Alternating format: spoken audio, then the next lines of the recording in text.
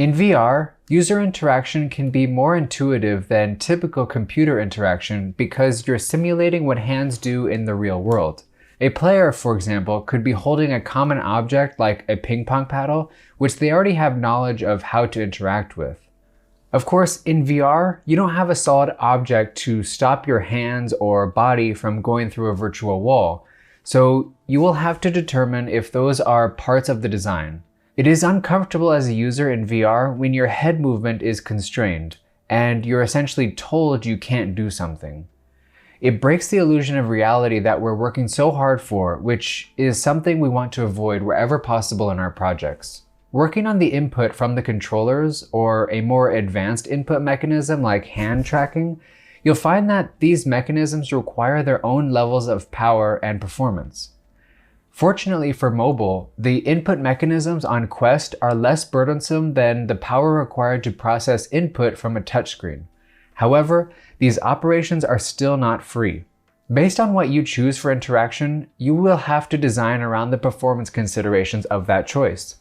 If you're going to use line traces from the fingers or gaze, you're going to be calculating raycasts every frame, or at least at a sub-frame rate.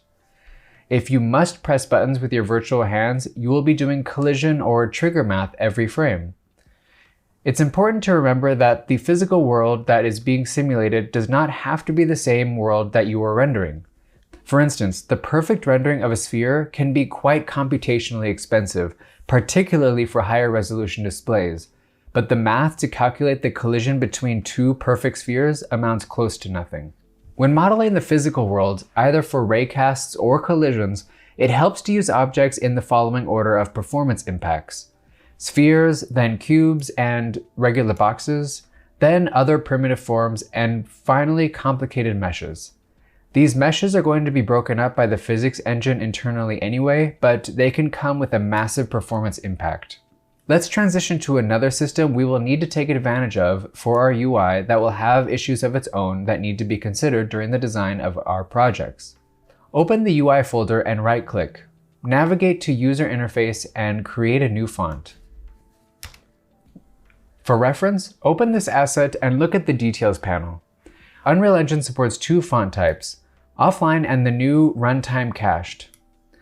As stated in the Unreal Engine documentation, only runtime cached can be used for UMG. Keep this in mind when importing fonts to use for your projects. The problem we need to handle with this new caching system is that it can cause hitches.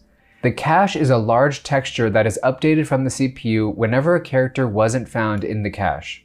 A new cache entry is needed whenever you use a different font or font size or outline size or character. When this new cache entry is requested, the CPU will send resources to render it as quickly as possible and make it available for use.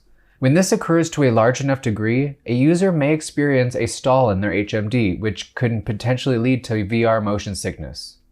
To visualize this in the editor, open Window, Development Tools, Debug Tools.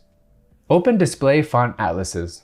Zoom in with the mouse wheel and press Flush Font Cache. And now that we are using fonts at varied sizes, it will create a new cache at runtime. Each change can cause a hitch in performance. To prevent this issue, we suggest rendering all characters of all used fonts of each size and outline to be rendered in the very beginning of the application.